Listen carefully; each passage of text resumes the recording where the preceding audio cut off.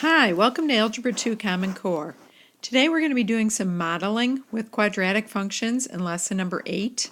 Please make sure you've got your graphing calculator with you, so if you need to, pause the video and go find your calculator because we're going to need it for the whole lesson.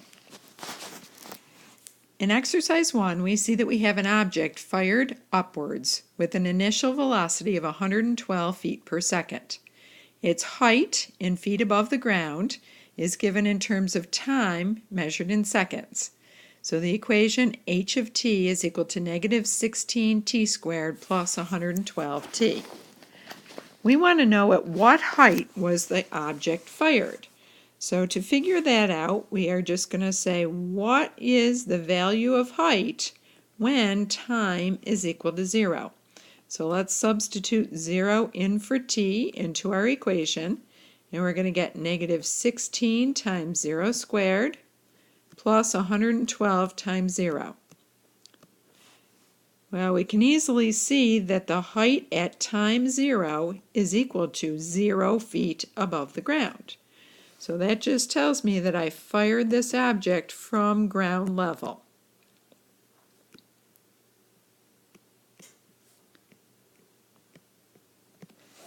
Now let's examine this function a little bit more. So let's enter it into the y1 in our calculator. Of course, you're going to have to use the variable x on your calculator instead of time. So take a few minutes on your calculator and please make a table of values where your time and your h of t will be your two columns. Then go ahead and plot that graph on these axes so that we can see what this graph looks like. If you want to see the plot on your graphing calculator, you're going to have to adjust your window so that your y values go high enough to see the highest spot on this graph. So take a few minutes to work on your calculator and make your table of values and your graph, and then come back and check and see if yours matches mine. So let's take a look at the data that we've obtained by plugging this into our graphing calculator. We see especially that my object is starting at a height of 0, and I see that it comes back to a height of 0 after 7 seconds. That's reflected right here in my graph when it comes back to the x-axis, or in this case, the t-axis. So we've got that our horizontal axis is t, and our vertical axis is h of t. Now, another important part of our graph should be where this peak is occurring, and we're going to be calculating that in just a second. We see that the highest values at time 3 and at time 4 match at 192, but somewhere between those two is where I'm actually going to reach the peak of this function. So let's algebraically solve for the time when the rocket reaches its greatest height. So we're going to go ahead and solve for that maximum height. To do that, we have to remember a formula that we had back in geometry, and that's going to be the formula for the vertex, or the axis of symmetry of our parabola. You'll remember that in geometry we use the equation t is equal to negative b over 2a. Now this is a really important equation, so you probably want to put a box around that or highlight it using your highlighter in your notes. What do we mean by the b and the a? We're going to go back to our equation and say the a is going to be the coefficient of t squared, the b is going to be the coefficient of t. So let's plug those into our formula. And we're going to say the negative of b, so the negative of 112, divided by 2 times negative 16. Now I type that into my calculator, and when I do that division, I see that I'm getting an answer of 3.5. So on my graph, that makes sense. Between 3 and 4, specifically at 3.5, I'm going to hit the maximum height. Now we want to go ahead and find the value of the maximum height, so we're going to use our h equation and substitute 3.5 in for the t. Now of course you could do this by tracing on your graphing calculator, Or you could look on your table of values, but you'd have to adjust what you're counting by. Or you can substitute, so we can just say negative 16 times 3.5 squared plus 112 times 3.5. You could also go ahead and store 3.5 in a variable in your graphing calculator, and then just go ahead and type in the equation at that variable value. So when I do that and typed it into my calculator, I got an answer of 196. Now that stands for feet because that's how high the rocket went. We want to label this on our graph. So we're going to say that at this spot right here, I am reaching a height of 196.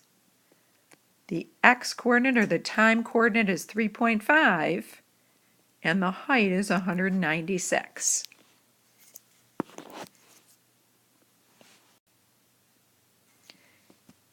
In part D, we want to algebraically determine the time when the rocket reaches the ground.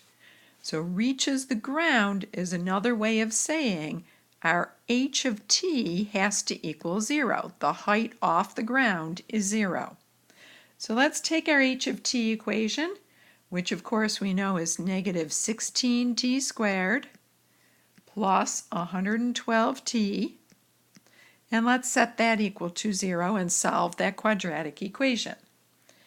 Now this is factorable. I notice that there's a greatest common factor.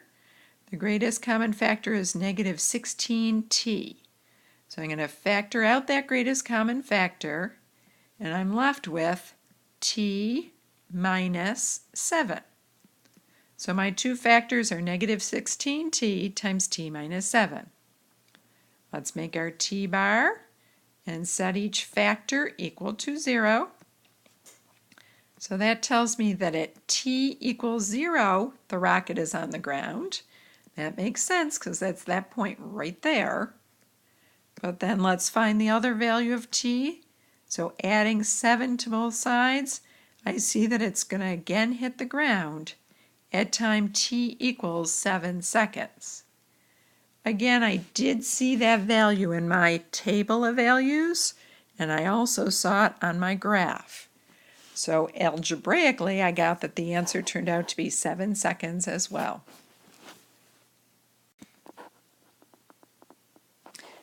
Now in this example, we saw that the rocket started from ground level and also ended at ground level and reached a maximum height halfway between those two time values.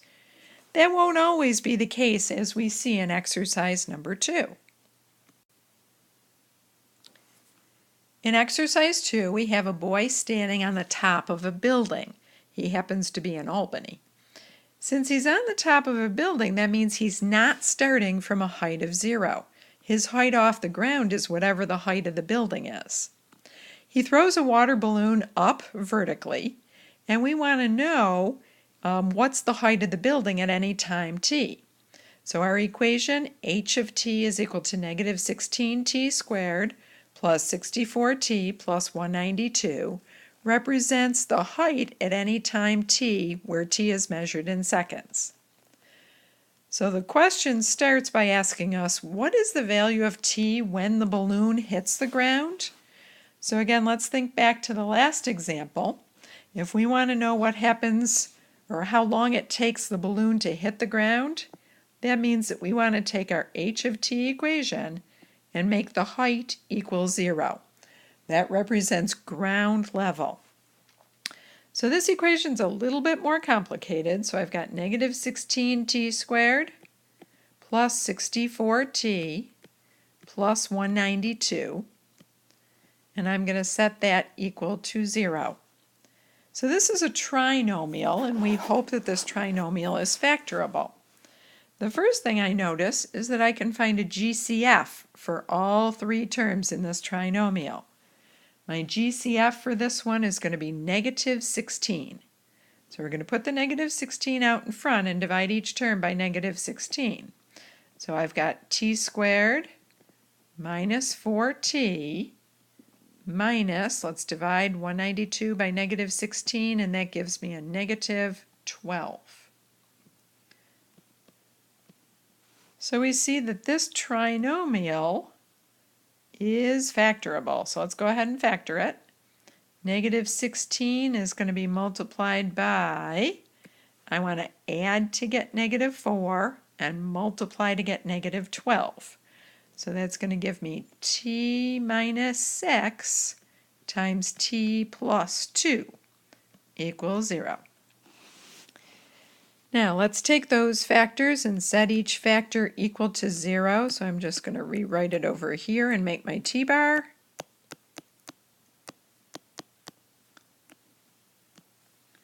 Now remember that the constant of negative 16 can't equal 0, so I really just want to look at the two factors that include the t's.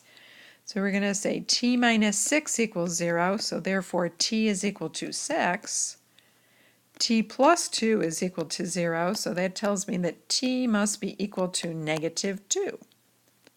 Now if you think about that, t stands for time, and time can't be a negative value. So that tells me that my only solution for hitting the ground is going to be t equals 6. Again, I want to remind you that he was starting on the top of a building throwing the water balloon.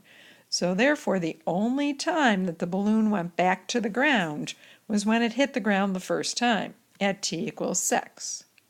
So it's taking 6 seconds for it to reach the ground. Let's look at part B, where it's asking us to find the maximum height that the balloon reaches. So again, focus on what we're trying to find here, maximum height.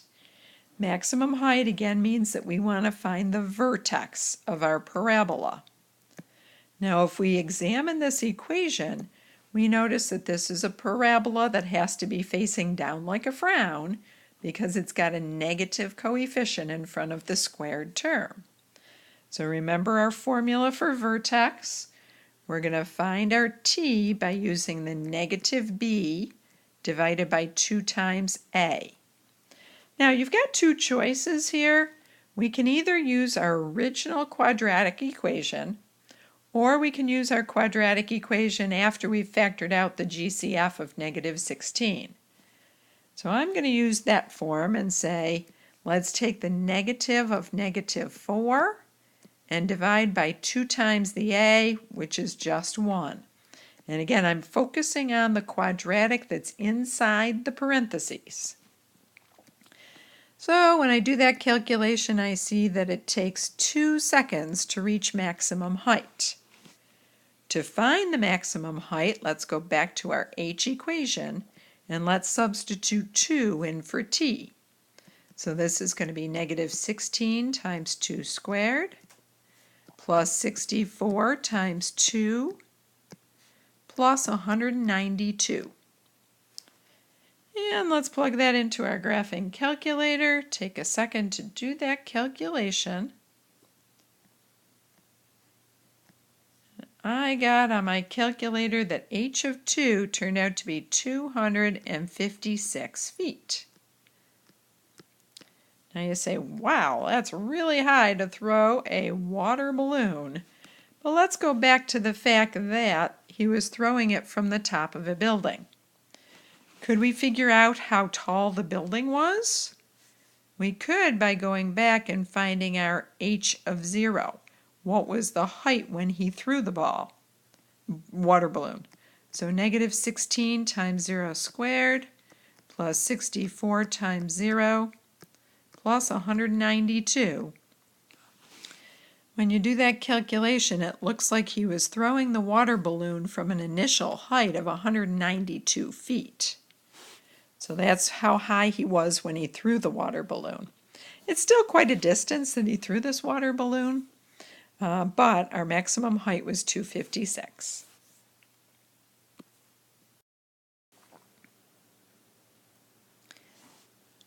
Let's fill in the box on page 14 so that we remember how to do each kind of problem for motion. So first of all, to find when the object hits the ground, remember that we always want to set the height function equal to 0. That's going to represent ground level. or a height of 0 off of the ground. Once I set the height function equal to 0, I'm then going to solve the equation for time. The other kind of problem that we can be asked is to find when the object reaches maximum height. So we're going to be looking for the vertex coordinates of the parabola. So to find the vertex, we're going to use t equals the equation for the axis of symmetry, or the x-coordinate of the vertex, t equals negative b divided by 2 times a. When we solve that, it gives us the time that it takes for the object to reach maximum height. Once we have that answer for t, we're going to plug it into the h of t equation to find the maximum height. We can see in exercise number 3 that not all modeling questions for quadratics have to do with motion and finding maximum heights. In the next exercise, we're talking about a marketing department.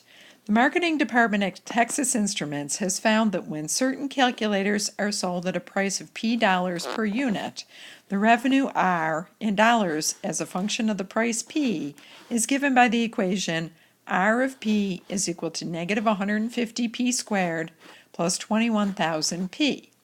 So the question is asking what unit price should be established in order to maximize the revenue.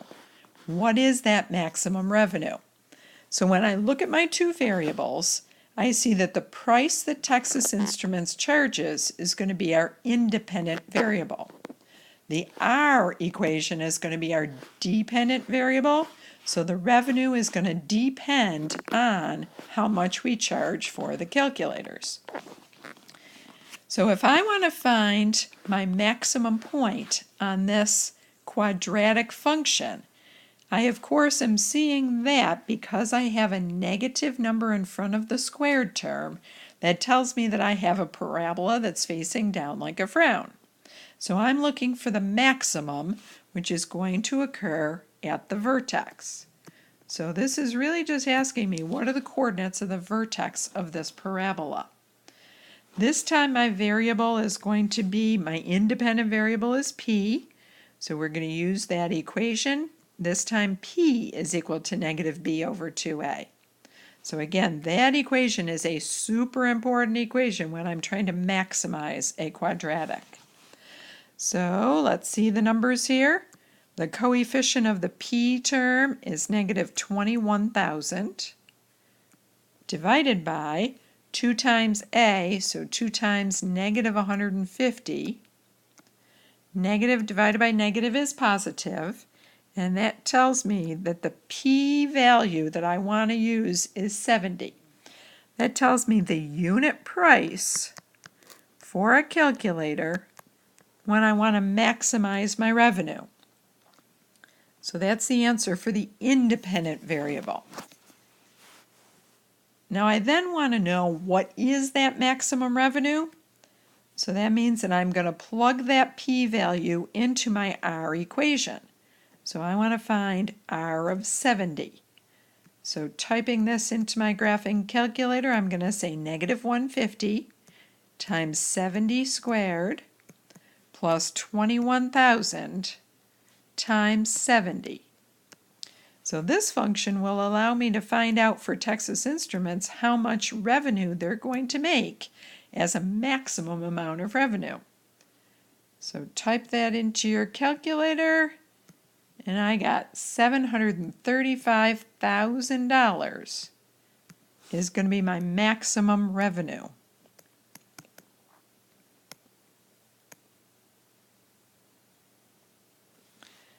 So just to visualize this, if I have a parabola and I charge $70 as a unit price for my calculator, then I'm going to get a parabola that looks something like this.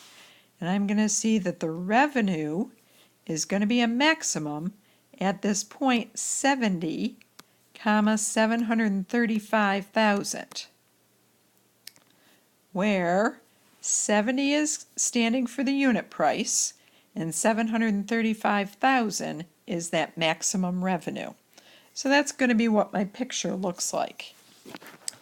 We're going to be doing a lot more application problems with quadratic modeling in class and also in our next video lesson. So we'll be working with our calculators quite a bit. Make sure you've got your calculator in class. Thanks and have a great night. We'll see you in class.